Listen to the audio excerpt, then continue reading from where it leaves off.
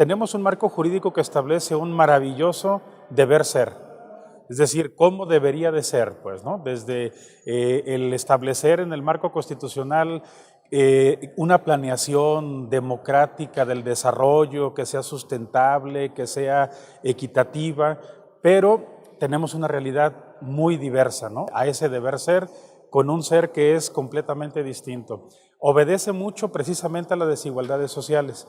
No hemos logrado conectar eso que se establece en el marco legal, constitucional, con nuestra realidad social. ¿Y cómo hacerlo o cómo deberíamos empujar para hacer o para delinear políticas públicas que permitan eso? Definitivamente que es a través de una fuerte política pública de educación y el involucramiento de nuestra comunidad en generación de ciudadanía. O sea, si no participamos, si no generamos nosotros conciencia, educación en relación con nuestra sociedad para participar en la cosa pública, difícilmente vamos a lograr esa conexión. Todo Estado tiene una responsabilidad para con el pueblo. Se puede decir que antes que el Estado, lo que ha existido es el pueblo, y el pueblo construye el Estado con atención a una serie de necesidades que por sí mismo el pueblo, desde su organización básica, no puede atender. Entonces el Estado vendría a encontrar en las políticas públicas, de alguna manera, una de las tantas justificaciones a su existencia. La política pública es un concepto que trata de implementar algunas herramientas para intervenir en las problemáticas sociales. Son las actividades o inactividades inclusive del Estado que se generan, se diseñan, se instrumentan a través del gobierno y de la administración pública para tratar de darle respuesta a las necesidades de una comunidad. Obviamente habrá que tomar en cuenta que esa definición va a tener que ver mucho con el entorno de cada comunidad, pues, ¿no? O sea, obedece a un entorno de carácter social, económico, político, cultural. Parten de crear un ambiente, una sociedad armónica, ¿no? Construida a través de leyes, normatividades. Entonces, estas constituyen parte de crear límites que permitan a la sociedad entender que hay acciones que van a involucrar a la comunidad, pero que también estas van a permitir que haya una simetría entre los grupos sociales. Sin embargo, también hay que entender que las políticas públicas o las que se conforman no están en el mismo nivel, ¿no? Habrá políticas públicas de suma importancia o suma urgencia y habrá otras que estén siempre en el tema latente, por ejemplo, el narcotráfico, el cambio climático, ¿no? Habrá que entender entonces que la política pública se entiende desde estas perspectivas y habría que entender que no todas están no todas parten de un interés de los grupos, de determinados grupos sociales, ¿no? Creo que es parte del involucramiento de la sociedad dentro del tema de las políticas públicas y cómo estas se están llevando a cabo o cómo se están formulando dentro de la agenda pública. La agenda pública finalmente es lo que te va trayendo a la mesa los temas de la política pública que comienzan a ser prioritarios.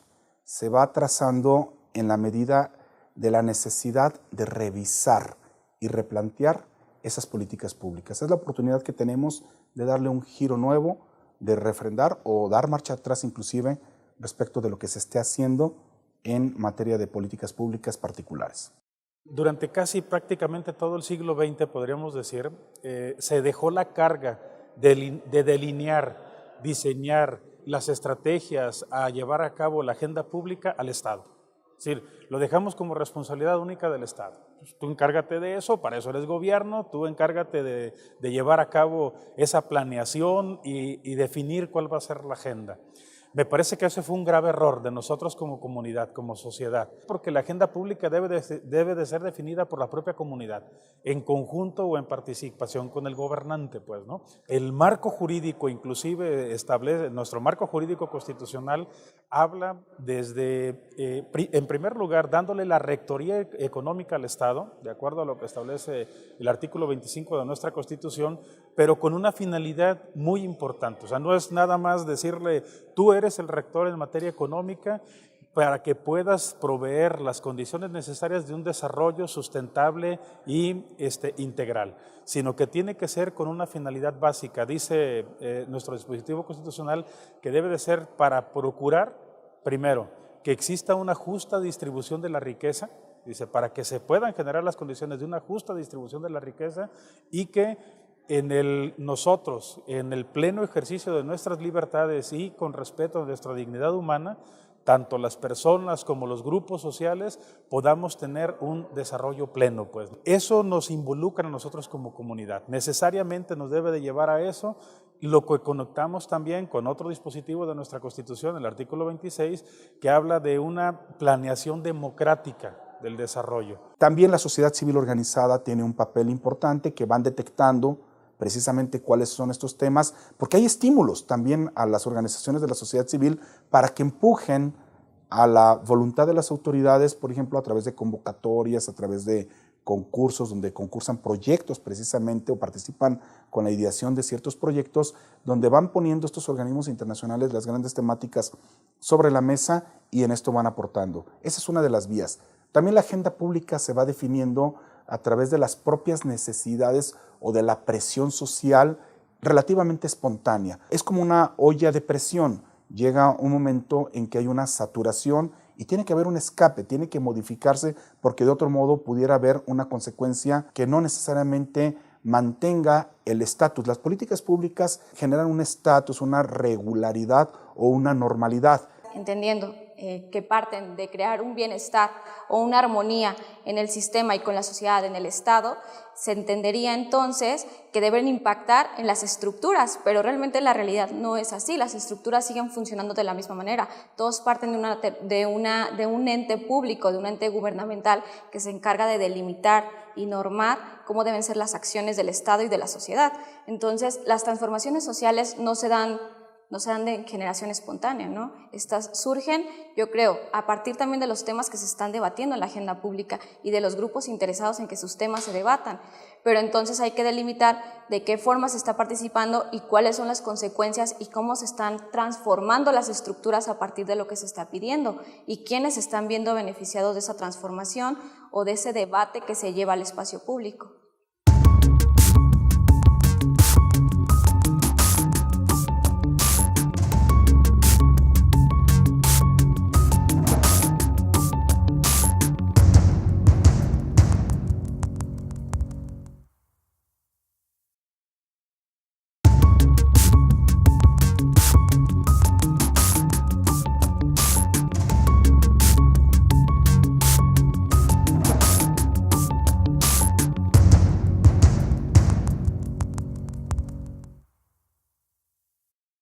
La política pública es algo muy importante identificar, que no significa que sea una circunstancia necesariamente de hacer.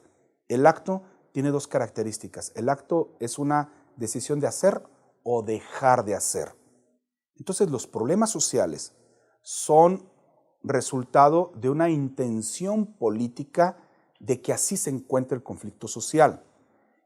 Lo que ocurre entonces, o lo que ocurrirá, es que los movimientos sociales estallan o se modifican y llevan la temática a la mesa, o hay políticos que desde su discurso se comprometen a modificar alguna circunstancia del conflicto social, o al revés, a veces te lo imponen, como he dicho, un modelo ya global, un modelo de Naciones Unidas, un modelo de OEA o de la Corte Interamericana de Derechos Humanos, etcétera, y reaccionamos para modificar el conflicto social. Entonces, ¿cuál es la causa por la cual se genera una política pública?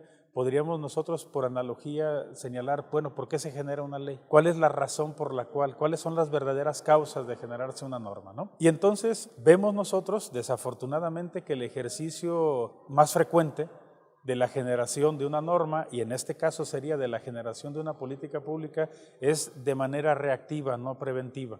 Es decir, hago política pública para tratar de responder hacia un problema que ya se generó, no para tratar de prevenir, no para tratar de generar las condiciones que hagan que no se tenga que hacer una política pública o una agenda reactiva, vaya, ¿no? Para diferenciar o para poder señalar. Una política pública podríamos decir nosotros que sería como el continente. La agenda pública sería contenido de la misma, pues, ¿no? Es decir, en el día a día, qué es lo que hay que hacer o ejecutar, instrumentar para poder, en este caso, hacer eficaz la política pública. Y en ese sentido me parece que debemos de caminar en no ser reactivos, es decir, el tratar de establecer políticas públicas que generen condiciones precisamente para el desarrollo integral y no para únicamente reaccionar hacia los problemas que se puedan ir generando dentro de la comunidad. ¿Cómo podríamos nosotros generar o que se generen políticas públicas que puedan, más que dar una respuesta inmediata a un problema que surja, de ser de forma preventiva? Me parece que es un ejercicio amplio que debe de darse tanto por esa comunicación entre la sociedad y el propio gobierno, en donde podamos establecer nosotros esos puntos principales de necesidad. Es decir, hay canales de comunicación o debemos de reactivarlos si es que están cerrados algunos de esos canales de comunicación con la autoridad a través, por ejemplo, de nuestras asociaciones vecinales, a través de los organismos que nos representan ante la autoridad inmediata que nosotros tenemos, que es la autoridad municipal, en donde podamos nosotros acceder a establecer esas necesidades o esas prioridades y que en base a eso, a esas necesidades o a esa problemática, sea como el gobierno diseñe las políticas públicas, pues, ¿no? Y su agenda no sea nada más reactiva. Las manifestaciones sociales, al menos en términos de reclamo político, de reclamo económico, son una constante en las sociedades contemporáneas que se sienten cada vez más facultadas para expresar su insatisfacción, no únicamente a través de los canales políticos institucionales. Y se entendería que muchas veces el reclamo o la expresión de la insatisfacción ya por sí misma exorciza el malestar. Muchos estados han entendido que pues hay que implementar ciertos mecanismos para que el pueblo se exprese, y una vez que expresan su inconformidad, pues con eso creen que ya mitigan o ya subsanan su obligación de escuchar al pueblo y de que entre en catarsis, ¿no?, manifestativa o de mitin. Bueno, el hecho es que ya no solamente la sociedad se conforma con el reclamo, sino que también se organiza en un entendido de que el Estado empieza a fallar, se empieza a empequeñecer. Y es entonces cuando la sociedad le apuesta a organizarse ella misma. El conformismo social ha sido precisamente cómplice de muchas de las circunstancias que a través de políticas que se han normalizado, que se han visto como regulares históricamente, están ahí y nadie o dice nada o simplemente no les interesa tocarlo. La manifestación social es reflejo de un desencanto de nuestra comunidad o de la comunidad, quizás con intereses muy concretos en ocasiones, ¿no? O sea, muy de manera concreta podemos ver reflejados determinados intereses en distintas manifestaciones de carácter social, pero al final de cuentas me parece ya el punto que lleva hacia la inconformidad o la manifestación social es porque ya ve de plano que no existe otro camino, pues, ¿no? Es porque no encontraron una respuesta eficaz de la administración. La sociedad debe tomar un papel activo, sí, pero necesitamos proporcionarle como política pública elementos a la sociedad para que abone a este cambio social. El elemento esencial sin duda será la educación. El proceso de educación te da sensibilidad, te aporta herramientas que te permiten visibilizar y encontrar criterios técnicos, criterios reales, criterios científicos respecto de un fenómeno que se había observado, que a lo mejor está normalizado, que asumimos como algo regular, cuando realmente pudiéramos modificar ese patrón y pudiéramos provocar un cambio. Yo creo que la palabra clave es organización, y es muy difícil crear organización en grandes sociedades como la que habitamos, ¿no? Creo que entonces habrá que crear canales institucionales eficaces para que sean los mediadores entre lo que queremos decir y cómo queremos que se diga y cómo nos gustaría que estuviera normado, porque no podemos dejar fuera al Estado. Vivimos a través de normas, leyes, entes institucionales que nos demandan una forma del ser o deber ser. Entonces, a través de esto yo creo que deberíamos entender que las grandes transformaciones o la participación debe estar organizada.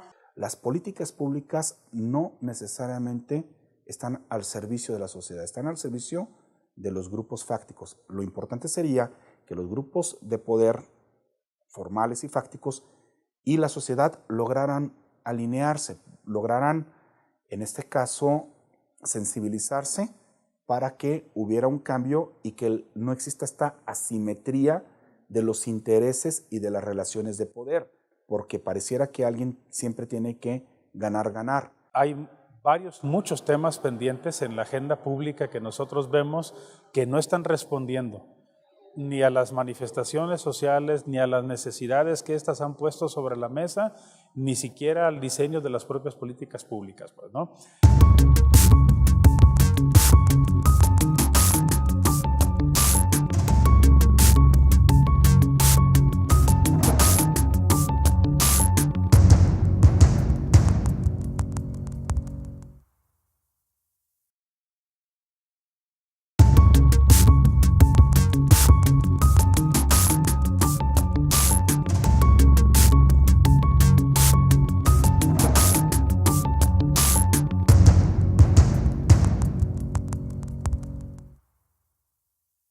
¿Cómo es que las desigualdades sociales se relacionan con la política? Como un resultado de las políticas públicas. Si hay desigualdades es porque hay a alguien que le interese que subsistan estas desigualdades. Hay un modelo, por eso es una política pública que se reproduce y que está ahí. Hoy en día, en el siglo XXI, hay un cambio de paradigma. Hoy estamos ya hablando precisamente de desigualdades sociales. Hace muy poco ni siquiera se cuestionaba. No se cuestionaba las personas adultas mayores fueran desiguales. No se cuestionaba que niñas, niños y adolescentes fueran los más pobres de los pobres, que fueran los últimos en reconocérseles derechos. Entonces, las desigualdades sociales son la consecuencia de una política pública. ¿Cuál es el papel de la política frente a estas desigualdades? La oportunidad de replantear en la agenda pública la misma política. ¿Qué vamos a hacer con este proceso? ¿Se tiene que modificar o no? Se alimenta la política de diferentes factores, no nada más de la exigencia social, sino de otros factores externos, como pudiera ser la política internacional en materia de derechos humanos, como también de las conveniencias y de los intereses de ciertos grupos. Entonces, la política es decisoria respecto de la existencia o no de una desigualdad social. Yo creo que la gestión pública actual está en una época de crisis. Hay que entender que hay diversos factores como la corrupción, la poca transparencia, que tienen a la gestión pública o a quienes hacen la gestión pública en un punto rojo o punto de focalizado de si realmente están haciendo su chamba y si realmente están siendo eficaces en los recursos y en las necesidades que la gente está pidiendo. Entonces habría también que reflexionar acerca de los intereses de quienes están gestionando o quienes están buscando esa gestión, esa eficaz gestión. Creo que la participación de nuestra sociedad o de la comunidad a través precisamente de este tipo de organizaciones, de organismos, asociaciones civiles, organismos no gubernamentales y demás, son los que pueden ir empujando, van a ir empujando lo correspondiente al diseño de políticas públicas que respondan a sus necesidades, ¿no? Eso sería también una cuestión de un diseño de una gran política pública de carácter educativo. Creo que el poder generar una conciencia de compromiso de nosotros con nuestro entorno social, que eso es lo que realmente llevaría a la participación de nuestra comunidad en las políticas públicas, en el diseño de las políticas públicas, necesariamente incide con la cuestión educativa, pues. Entonces, es como podemos hacer realmente o generar un compromiso de participación ciudadana, ¿no? Que lleve a generar políticas públicas que respondan a nuestras necesidades. Para poder preguntarnos si hay eficacia o no de la parte del Estado que le llamamos gobierno, y en este caso el gobierno mexicano, tendríamos entonces que preguntarnos respecto de qué. El detalle es que las políticas públicas ni siquiera las tenemos totalmente definidas. Lo que toquemos en la sociedad alrededor tiene de por medio una política pública.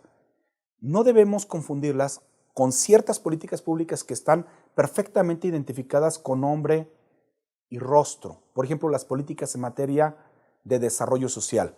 Para las políticas en materia de desarrollo social hay un mecanismo de medición, y es un mecanismo de medición eficaz, que es el Coneval, el Consejo Nacional para la Evaluación de las Políticas en materia de desarrollo social. ¿Por qué? Porque tienen propósitos y metas muy claros, muy transparentes: acabar con el hambre, acabar con la desigualdad en ciertos servicios, lograr el tema de vivienda para las personas digna y decorosa, el tema de acceso a la salud, el tema de acceso a la educación, etcétera, los diferentes variables que irá midiendo en materia de política pública ese organismo.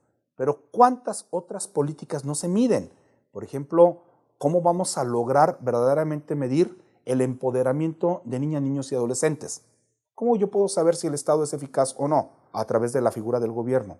No lo sé, mientras no tengamos un mecanismo de transparencia, pero transparencia en el objetivo, pero también de qué ponemos y qué aportamos también de una manera clara cada uno de los actores del Estado. Me parece que ya hay una respuesta mayor de la comunidad, ya hay una exigencia más puntual y más identificadas inclusive cuáles son las causas y cuáles pueden ser las soluciones.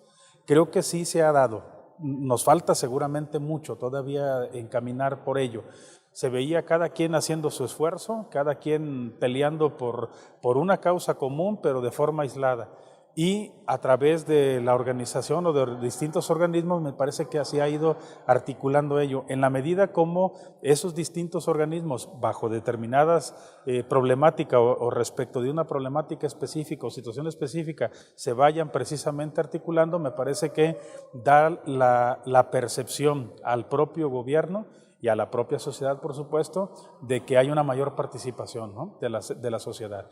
Yo creo que es muy difícil entender cómo la participación social o lo que la gente demanda sí se puede llevar a un plano o sí puede tener consecuencias para quienes están tomando las decisiones. Pareciera que en el contexto mexicano sí, realmente no pasa nada. Las personas demandan, piden, salen a las calles, solicitan, publican, y realmente las estructuras siguen igual, pero luego pasan cosas como lo que pasó en Estados Unidos y entonces nos preguntamos si realmente la sociedad está tomando las mejores decisiones.